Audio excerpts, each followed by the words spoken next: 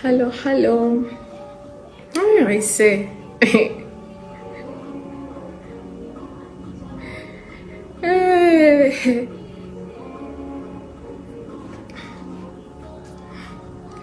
So, mapema ndio best. Mapema ndio best. My lipstick is Sephora, guys. Every time I travel, I show you the lipsticks I use na hamnunuagi.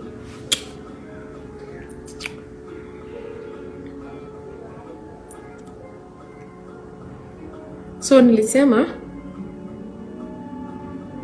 niko kazi. Nimefika mapema. So where should I start? My God, do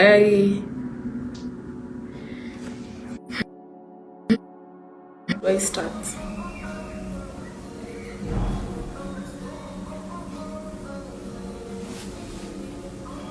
So guys, as you all know, my name is Amira, and I've been the bigger person always. I never talk about other people or watu wakiniongelea. I'm always quiet. I never reply, and I'm tired. You understand? Kuna wakati inafika someone pushes you. Hata ng'ombe anachokaga kufanya kazi hata punda. So I think this is high time I just talk of my story, and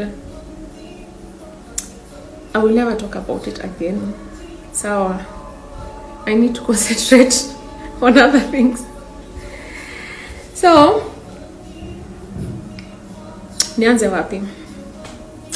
Let me start from, since someone said that people don't care about where you started together anymore. So after me, I don't care about where we started. Anyway, let me start from where we already left Kajiado. We came to Nairobi. We had a shop in town, and one thing led to another. Biashara ilikuwa mbaya. Closed the shops. Switch off the comments. So let me do that. How do you do it? How do you switch off the comments?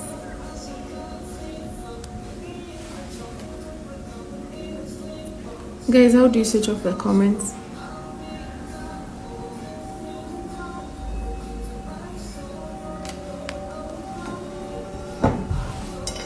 How do you switch it off? Sijui.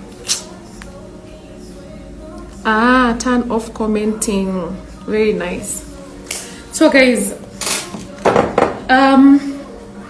when I had my first son Shamir, say life was okay. Tulikuwa tuna hustle nini, we are happy.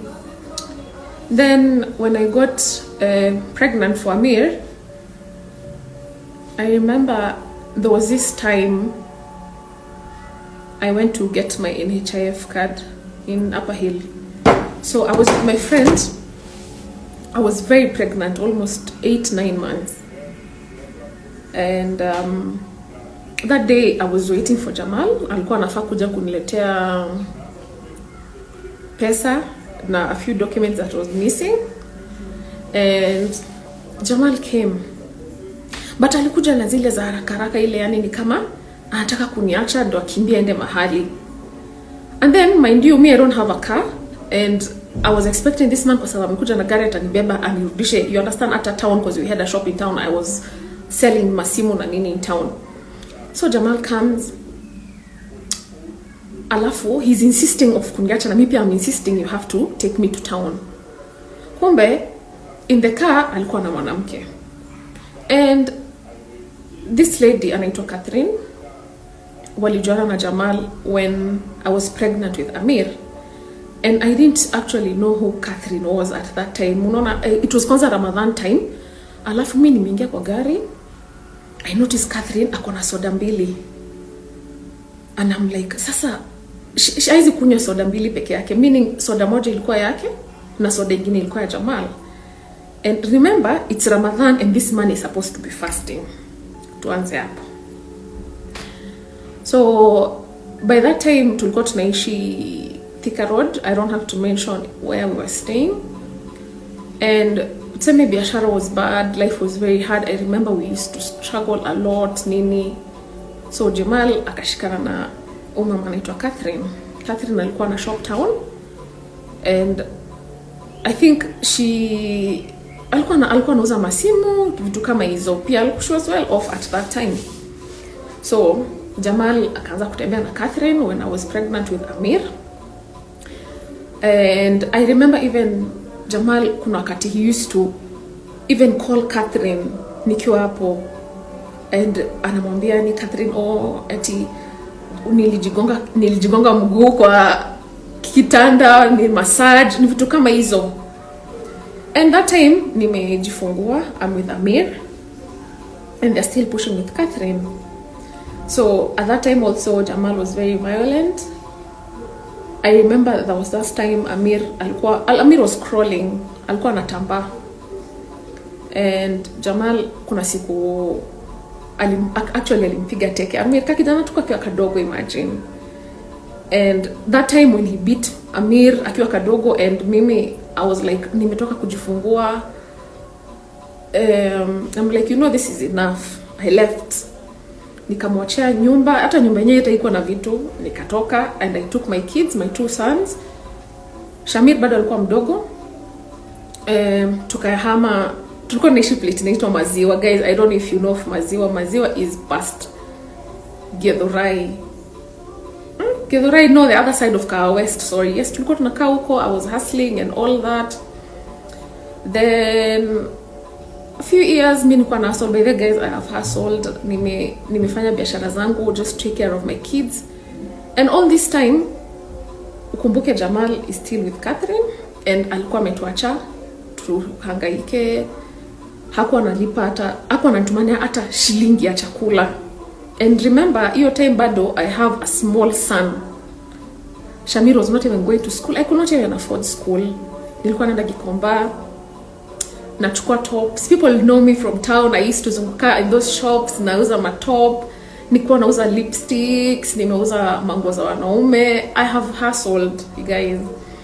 So after that, maisha ikakuwa a bit okay, nikatoka side za Maziwa. I used to stay in Donholm, and I used to live very close to Mama Jamal's house. So it's just me and the kids, and I used to have a maid.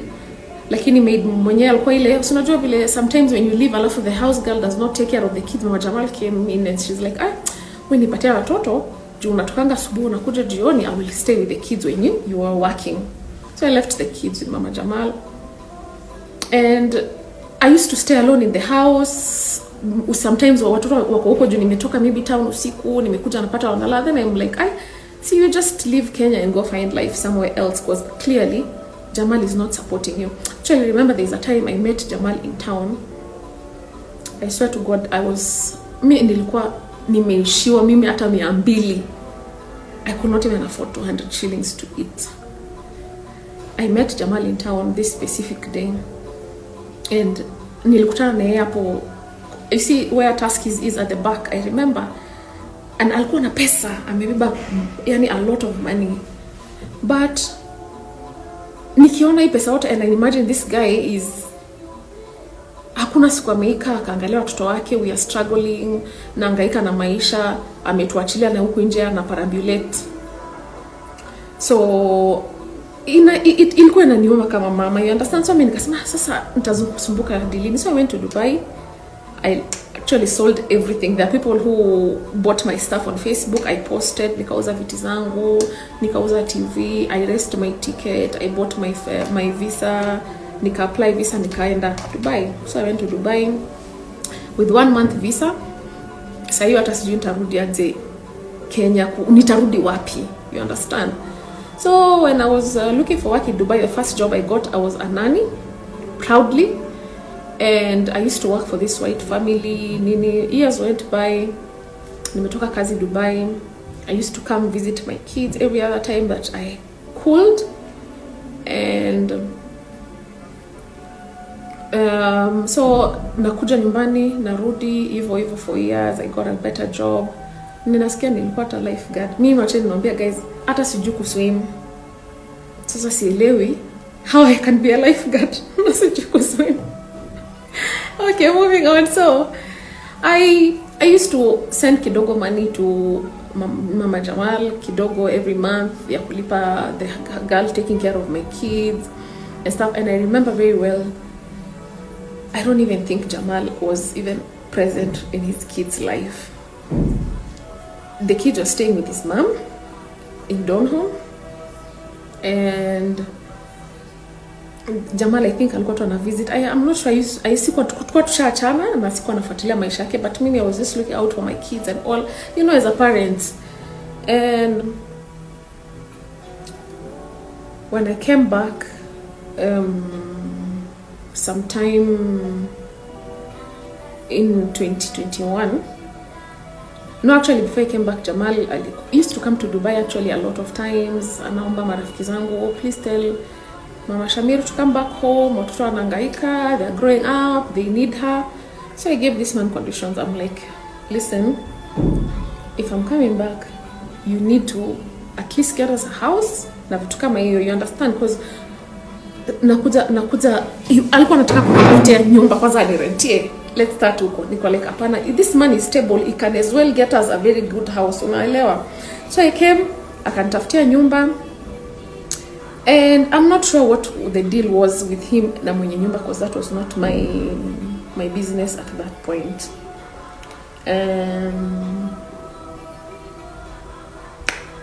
So I'm back home, I'm taking care of my kids.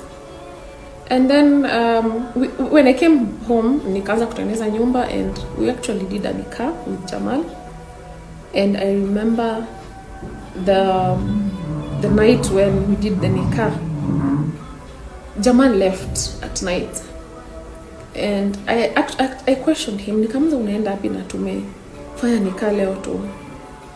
And then this man has the audacity of telling me, you have been away for almost 5-6 years. I have my life to live. Usinikuwa unaniuliza mahali naenda. Mind you, I'm just coming back. Ndio tunaanza kutengeneza nyumba. I'm not even settled in.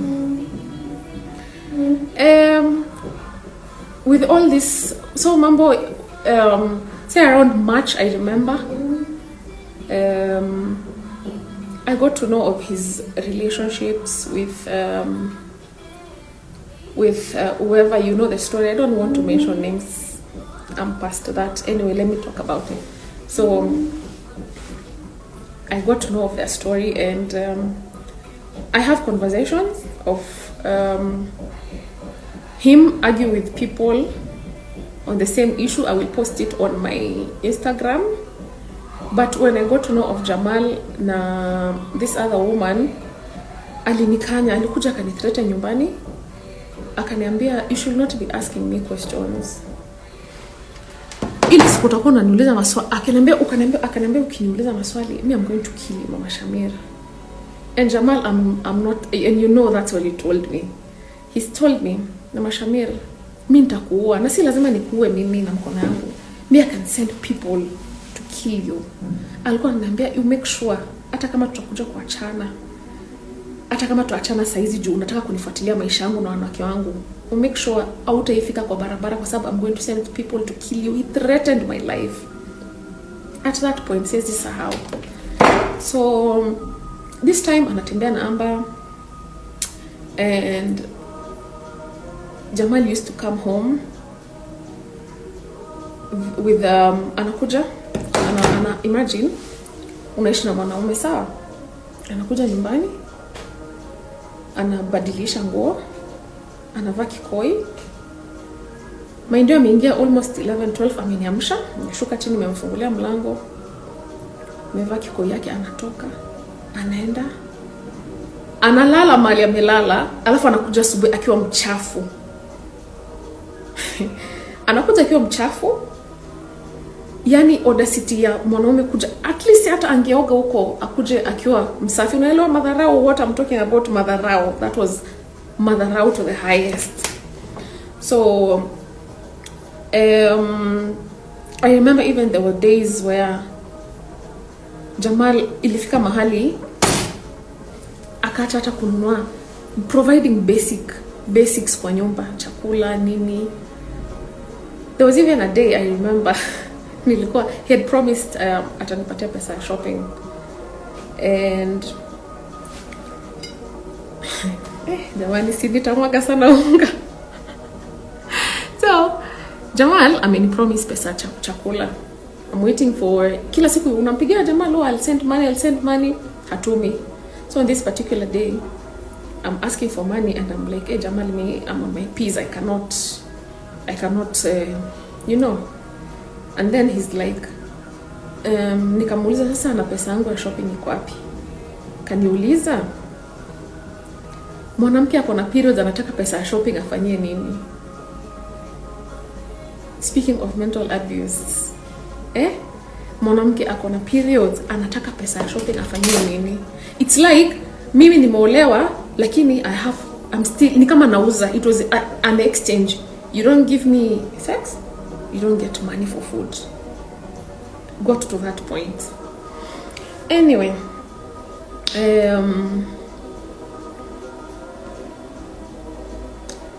Jamal said mimi sikupata mimba. I already posted a lot of evidence ya kuonesha that I was pregnant, and Jamal used to even force me niende nikafanywe IVF. Yeah, aliniambia enda ukafanywe IVF, kwa nini uzaagi? Kwa nini utaki kupata mtoto? Nini? And you see kila kitu ilikuwa God's time, but I got pregnant at that time, but I felt like Jamal wanted me to just get pregnant ndio anifungia nikate kama miguu hivi, because my kids were big at that time. And then Jamal is here forcing me nipate mimba ndio anifungia kwa nyumba. Anyway, I got pregnant, and I remember this time there was a wedding in my house, and Jamal alinipiga in front of my kids and the family, and no one came through for me. Walikuwa hapo wakisema Jamal mpige, yani walikuwa wanagasiana vibaya sana. Sorry, someone is calling me.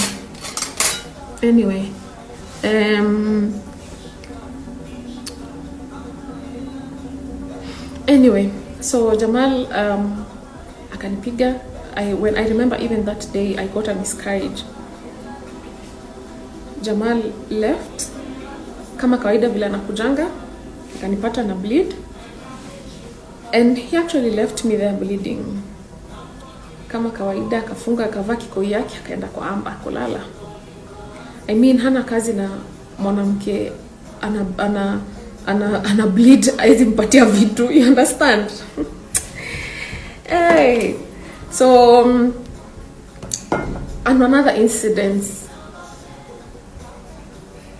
Jamal, there was this day, time ya COVID bado, I was going to get a vaccine. I was with the mom and the brother. So me, I have CCTV on my phone. Alafu my guards kept telling me, "Ai, angalia tu camera." So nilikuwa naangalia camera kwa simu, then I noticed, "Ai, mbona kuna gari, an extra car in my, yani kwa inja pale kwa parking." Then I asked the mom, "Mother," because I used to call her Mother. "Mother, ini gari ya so and so?" Akanambia hapana. So I was asking kama gari ni ya sister Jamal, because they drive the same car, yeye na Catherine. Mother akasema hapana, hii gari ya Astar, ini gari ya Catherine. So sigari kwa camera iko na, I can see the number plate, I can see everything from the CCTV on my phone. Nikamwambia Mother, mbona Jamal ameleta Catherine kwangu na haumuulizi? I was really angry. I was expecting mamake, kwa sababu already I'm with her na ameona Jamal ameleta Catherine kwangu. Mind you, hata tujafika nyumbani na nishaona Jamal ameleta Catherine kwangu. So I'm furious. I'm trying to talk to Mama Jamal. I'm like, you know, as a mom, I would expect you question kijana wako, muulize like nini unafanya. Hakuulizwa kitu. Jamal went home. Vile nifika nyumbani, I found the room, my bedroom, in a mess. Bed sheets ziko chini, amewasha IC. No, Joel alikuwa ameleta Catherine kwa bedroom yangu, so whatever happened, wenye ndo anajua. So I asked Jamal, hey Jamal, why did you bring Catherine to my house? Na yeye mwenyewe, Catherine actually ni second wife yake, na Catherine ana mtoto na yeye anaitwa Vimal. Nikamuza, mbona umeleta Catherine kwa nyumba yangu? Jamal said, ati Catherine amekuja kwangu, alikuja kuchukua kitu. Niko like, how can someone come to my house in my absence? You understand? So, long story short, Jamal has mentally, physically, emotionally abused me. I remember even there was days he used to call me and tell me how they used to have sex with Amber. You understand? And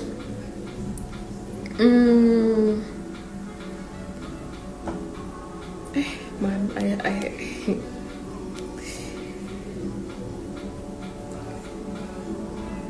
so I remember also that time niko na Jamal, ako na Amber, and this man juzi alisema ati he used to take care of me and sijui ananifanyia shopping, ananifanya nini. Mind you, I used to accumulate bill ya stima up to ata 70k. I have receipts I can show you. I used to have stima 70,000, sina chakula. Even my friends used to come through for me, wanatumania pesa kidogo ya kukula and all that. At that time, sikuwa na biashara yangu. I was just a stay-at-home mom. Jamal is a kind of person, anapenda sana watu wakuwe dependent on him. So anywhere mahali he feels like unaweza saidika, anatakanga ukuwe fully dependent on him. Ni kama ameukata miguu, in short. So at that time, mimi sina kitu. I'm just at home taking care of my kids. Sina pesa chakula, sina nini. I'm struggling. And I remember the first time I opened my business is the day actually nile siku Jamal ambao aliendaga kunatoga hapa Kempinski. Yeah, I left and I went to Dar es Salaam and I got my things and slowly nikaanza biashara yangu, you see. So mambo ni mingi. I'm just trying to remember the incidences. And I think Jamal to some point walikosana na Amber. After Amber had moved out, Jamal moved in with her. And even when he moved in with her, he never used to sort out our bills. Ameenda, and by that time nilikuwa na biashara yangu, so you see I was managing, nilikuwa sawa kidogo. And Jamal came back, wamekosana na Amber. And I remember that day I was traveling to Dubai and Jamal alikuja nyumbani, amekuja na boot imejaa manguo, zingine zimewekwa kwa ile bag ya Nigeria.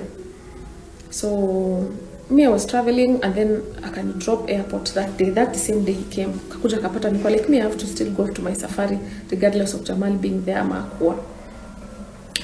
So I went to Dubai and I remember that time it was my birthday.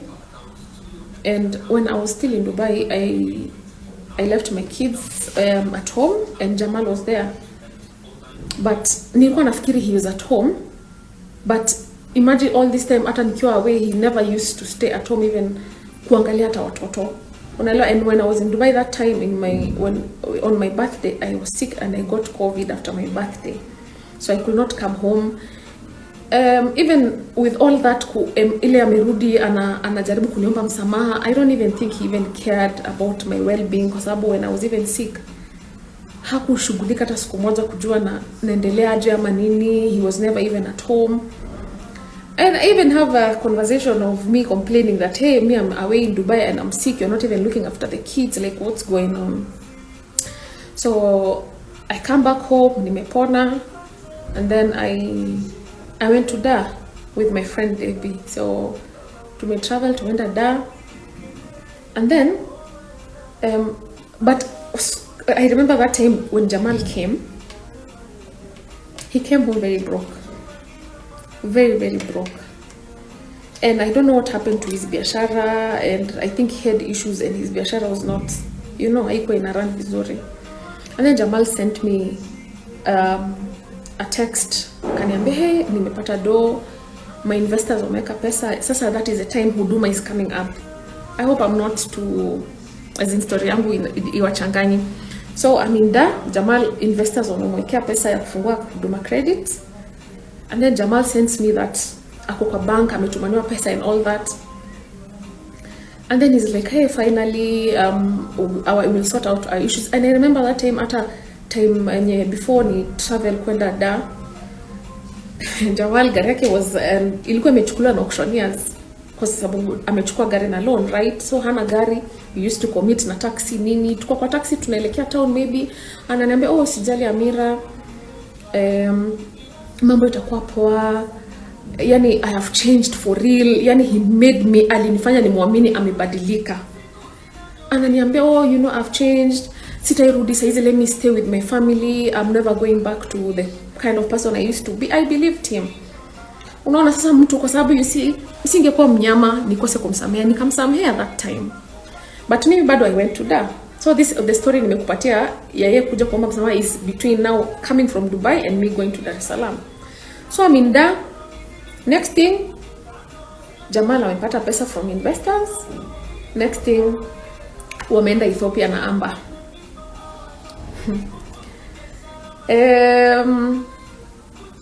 I came back home, Jamal alikuwa Ethiopia, they did a road trip or something. Na hiyo time walienda na jeep. If you guys remember vizuri, add 1+1, hata kwa na gari yake range. So also at that time Jamal alikuwa ameuza pia gari yangu, and I remember this time kuna siku Jamal kuniletea gari. So gari yangu ya kwanza, I used to drive a small car, akauza, and then he got me another car. So when he got me that car, nakumbuka siku moja tumetoka kwa nyumba na watoto, tulikuwa tunaenda, it was on a weekend hivi, tunaenda swimming. Can you imagine, nilishukishwa kwa hiyo gari na watu hata siwajui ni nani. Actually nilisimamishwa na polisi, and then tukaambiwa, hey, gari inadaiwa, they need their car. I just talked to these guys, wakanipeleka mani nilikuwa napeleka, wakanidrop, wakachukua gari yao. And all this time, imagine Jamal with my first car, sinamwambia aliuzanga gari yangu. Also there was this time, I remember I was going with the kids to Whistling Moran. Can you imagine the way this man ana roho mbaya? Nimetoka na gari usiku, ilikuwa jioni actually, na watoto tumeenda Whistling Moran kuangalia tu vile iko, and then maybe we'll come another day. Can you imagine this guy alinizimia gari kwa barabara, akanizimia gari, and it's usiku ndo tunarudi from Whistling Moran. If you guys have been to Whistling Moran, you know how that place is, yani before you even join the main road. This man, I don't even think he cares about anyone except himself. So amenizimia gari, mimi nahangaika, niko like, sasa mimi si fundi wa gari, mimi sielewi mambo magari sana. So nimehangaika na gari, na shangani nini gari bone imezimika. Kumbe Jamal all this time amenizimia gari, ndio ujue ule mwanaume ni mnyama. Ananizimia gari na niko na watoto in the middle of nowhere huko Whistling Moran kwa njia, na hajali kuhusu watoto wake, ama hata hajali kitu chochote kufanyikia.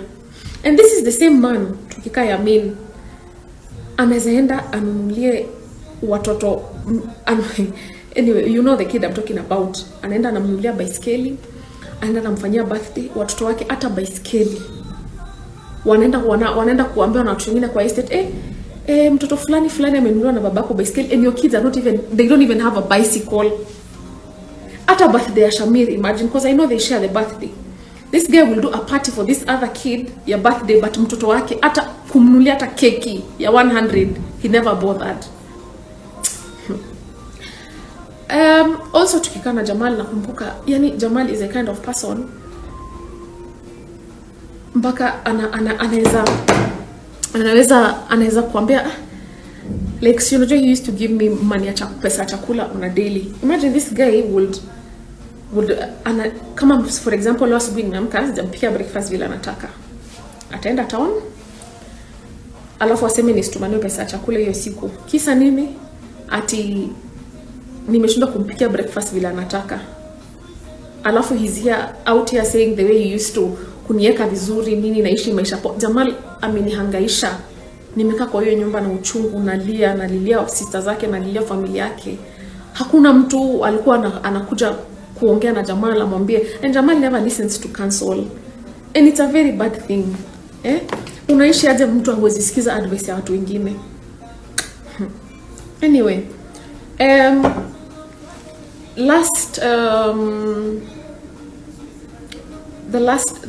ilikuwa 2021. Yeah, 2021. Can't remember the exact dates, but I remember I had gone to Da, and that is the time Jamal wrote the apology. He said alisema, and I saw the video juzi, akasema eti nilichukua simu yake nika post. Mind you, mimi had traveled to Dar es Salaam on the 6th and I came back on the 17th, and this apology was written on the 16th. Na mkumbuke alisema mimi ndo nimeandika apology na simu yangu, nimeandika na simu yake. I'm the one who type. Stop lying. You know the truth even in your heart that you are lying. Anyway, that time same time this man is apologizing, anaishi na Wangare. Sisahau hiyo. And mimi, I told him I cannot accept an apology without change of behavior. If you want to apologize, change your behavior kwanza, ndio your apology kubalike. Anyway, a lot of things have happened, but Jamal is a kind of person who is very absent for his kids. As much as unamwonanga kipost ati ako na watoto, Jamal, I have messages where I'm even asking Jamal, hey Jamal, you don't even take care of, you don't even bother with your kids, you don't even spend time with your kids. Jamal ananga time ya watoto. Jamal atakuja asalimie watoto, assalamu alaikum nini, aende kwa room, atumie simu yake. Hananga time ya kukaa chini wakalisha hata watoto kama vijana. Jamal hata haizi toka hapa achukue watoto wapeleke swimming. Jamal is someone who watoto wake wanaweza mpigia simu hata asipokee simu, he will never even pick their calls. These kids will even call 5-6 times. Jamal is someone, and as a promise watoto wake birthday, that ladies this time, I think I was still in Da, and it was Amir's birthday. Jamal comes home and Amir ambia, dad unajua ni birthday yangu. And then Amir maskini tu kijana Mungu, Jamal akamwambia usijali basi jitarisheni ndawapeleka swimming. This guy alienda kwa room akalala until siku ikaisha, akatoka akaoga jioni, akatoka akaenda, ameacha watoto wamevaa nguo ya swimming the whole day. Birthday ya mtoto wako unakosa hata time ya kuspend na yeye hata 5 minutes, lakini wewe uko tu huko nje kukimbizana tu na watu, but time ya watoto haunanga. Tuendelee. Anyway, kuna hii incident moja enye alisema eti I brought someone home and that's why he chased me. So let me tell you the story. So mimi had traveled to Arusha to see someone who was sick, a family member. So nikiwa narudi watoto wakanipigia simu, wakaniambia mom, kuna kesi hapa nyumbani. And it was a lot of things happening that day, and Jamal took out my things. Actually hakunipatia, alitoa mango zangu, hata hakungoja nikuje nyumbani nichukue vitu zangu, hata niambia Amira, come and pack your stuff. Jamal asked his sisters to pack for me. Ni kama mimi ni umbwa, ni kama mimi ni mnyama. He packed all my clothes. Mind you, natoka Arusha, it's night. I don't know where I'll go. That was my house. That was my home. That is the only place I know. I took a B&B, I slept out that day. So the case is, I remember before I went to Arusha, the mom came to my house and alinikuta nimekaa hapo nje kwa, he says the gazebo, so I was seated outside with the gazebo and I was sitting with someone and it's a male. Yes, I was sitting with him outside and tulikuwa tunafanya kazi. Alikuwa ameniletea some papers we were doing. At that time, if you guys saw, kuna magari nilikuwa na post sana, nilikuwa nauza nini, so nilikuwa nimeanza kabiashara yangu kidogo ya kuuza magari. So he brought me a few documents and I was sitting outside hapo kwa gazebo. It was around 6 something. My kids just came from school, kanipata tumekaa hapo nje, and the mom also came. I think walikuwa wanatembea with the dad, wakanipata hapo. And then sijui mambo ya kuleta alitupata na pombe imetokea wapi. Sasa hiyo watu wangu kwa sitting room wametoka shule, they are doing their homework. Yani you will stand here and lie in public that nilikuwa tena mwanaume kwa nyumba tunakunywa pombe. Lakini nikuulize, mwanamke mgani mjinga anaweza leta mwanaume kwa nyumba na yeke pombe na anajua the mother-in-law is living in the estate na sijafunga gate na sijafunga mlango wa nyumba, nimeacha milango yote open? Nani ni mjinga hivyo? You're such a liar and you know you're lying. So that is what happened, guys. Mom found me outside this. Nimekaa kwa gazebo and I was doing something with a guy hapo kwa gazebo. We were taking tea. Mali wameenda kugasiana huko, fitna na wivu na nini, ni shauri yao na Mungu wao. It's not for me. Haya, I don't even think ukimwona hapa hivi kila saa the guy halalagi, anakuwa kwa ofisi, oh insomnia. Jamal, let me tell you, you can never find peace. Kwa sababu unahangaisha watu town, si nyumbani, si wapi, unatoa wapi amani ya kulala, unalalaje? You cannot find peace if you keep destroying peace ya watu wengine. Just so you know, mara umeenda ukasema mimi sijui ni mchawi, mara sijui nini, and I kept quiet. I never said anything. Anyway, the issue of the house, alisema ameninunulia nyumba, sijui amenifanishia nyumba na 7 million nini, and I shared receipts ya madeni. The house, Jamal took the house and he did not finish the payment. So this landlord will call Jamal and ask him kila saa, Jamal, mbona umalizi payment yangu? Jamal hajawahi maliza kulipa deni, anadaiwa deni ya nyumba, and he keeps telling me, imebakisha deni kidogo nimalize. So mimi, I was settled in, like, this nyumba Jamal will just finish it very soon, kwa sababu he keeps promising. But Jamal hakumaliza hiyo kulipa hiyo nyumba. Tulikuwa tu kila saa deni, and he never maliza that deni. So asisimame huku nje ajigonge kifua aseme vile alikuwa amenichunga, amenieka, ameninunulia nyumba, amenifanyia nini. Uongo. Huo ni uongo. Anyway, that's said and done. Last year, after the incident happened, I moved out, and I remember we went to Kadhi. I was fighting for the custody of my kids, and Jamal akaandika barua akasema ati mimi I'm not able to take care of my kids.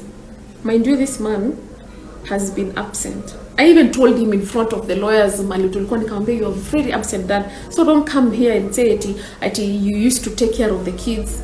And all this time I'm the one who was, I've been there, I'm a very present mom for my kids. So we agreed on this shared custody, 1 month. And I remember on this particular day I went to pick, it was my time for custody I went to pick my kids in Yamin, and nikakuta kwa gate Jamal amemanipulate my watchman nisifunguliwe, nisiingie kwa gate. Watu wangu wako hapo, so watu wangu walikuwa wameshakuja mpaka kwa gate, like I came to pick my kids, so my kids wako kwa gate. The watchman mwenye amekuwa manipulated na Jamal amekataa kunifungulia gate. So I'm looking at my kids kutoka kwa gate. My kids are on the other side of the gate, and I cannot even talk to my kids.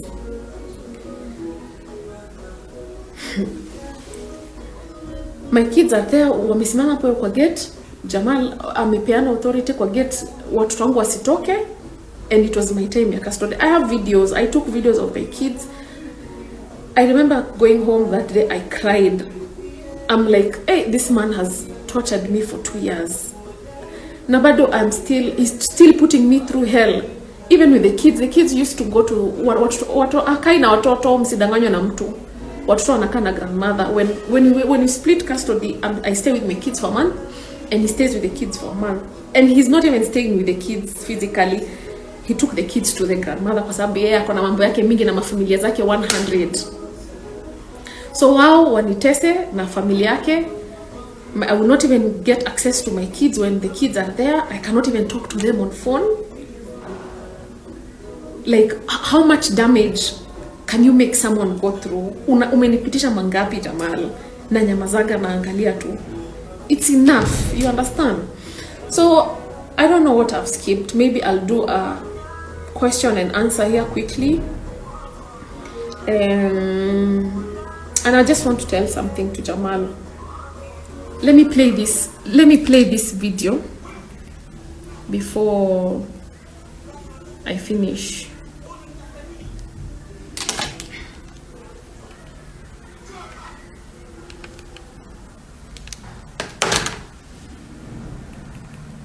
Kidogo.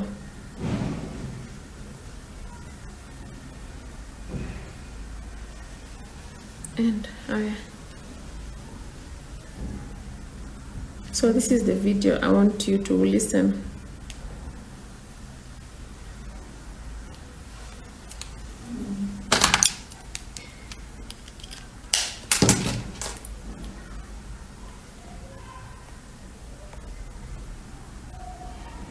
That I want. Watu wakamwambia hapana, usijaribu kumrudia, alikuwa embarrass online na hizo vitu zote. So things went out of the way. So singeweza kumcontrol from that position. Thank you. So later on, that is all I want to say. Jamal, you cannot control me anymore. You used to control me. You used to manipulate me. I was not even a wife. Me, I was a slave in that house. There is no day you gave me respect. There is no day you even... Hakuna siku uliniheshimu kama bibi yako. There is no day uliniheshimu kama wife yako. You made me feel like... You made me hate myself. I lost myself. But now let me tell you, Jamal, you're not controlling my life or my destiny. You're not God. I'm not going to worship you. I'm going to take care of myself. Mungu ako na plan yangu. Ulisimama ukasema nilikuwa maid nini. My friend, right now I'm not a maid, and I'm not the same person I was 5 years. You're not going to stop me from speaking right now, because that is what you used to do. Ulikuwa umeniekanga uoga enye unakuja unanithreat, unafanya nini mpaka nashindwa kuongea mbele ya watu kusema vitu zinanisumbua. But right now, Jamal, I'm telling you, you're not going to control me anymore. And people should know the kind of person you are. You are a very bad person, even at work. I have audios, and I will post screenshots and receipts after this on my Instagram for more. And anyway, let me open the comments. Yeah, let me look for the audio, or I'll just post it.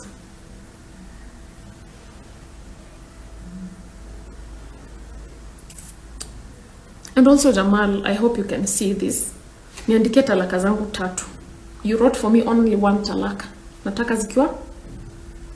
Because I'm done with you.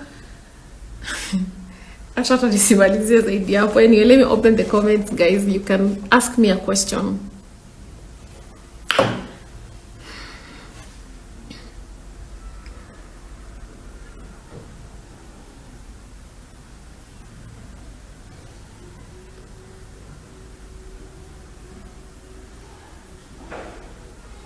Guys, if you have anything to ask, you can just ask away, because I'm almost leaving.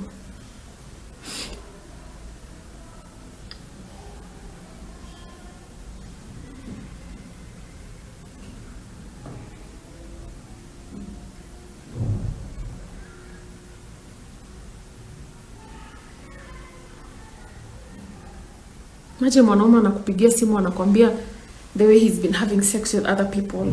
Are you mad?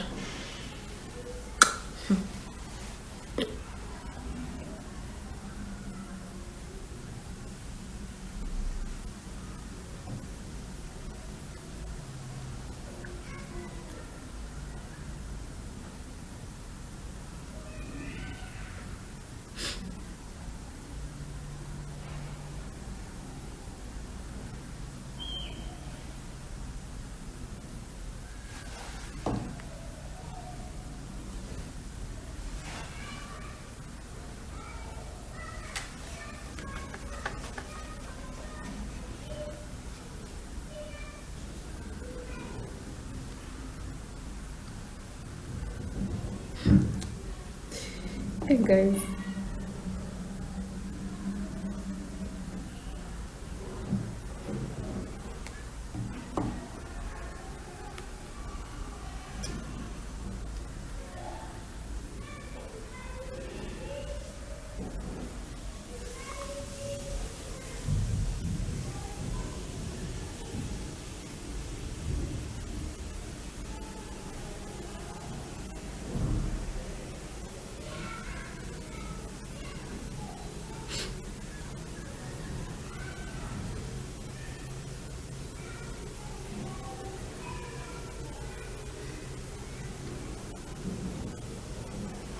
Hamna kitu ya kuuliza niende, si ndio?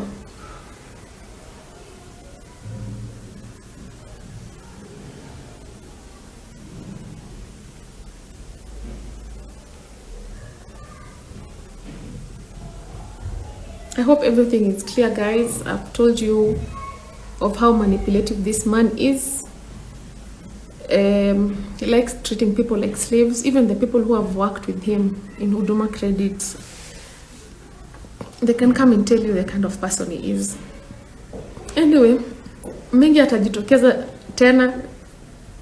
Let's wait.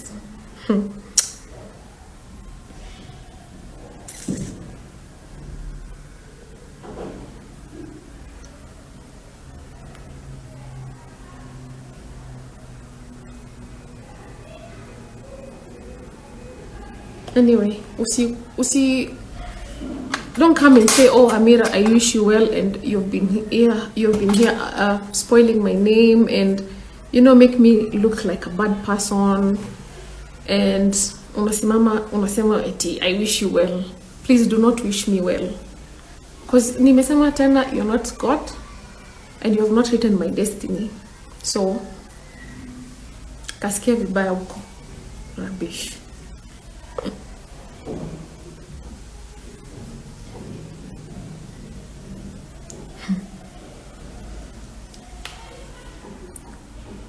Anyways, guys, Mimi, I have a meeting to attend. I hope I have cleared the air, and I will never address this issue again. This is my first time and my last time to talk about this issue.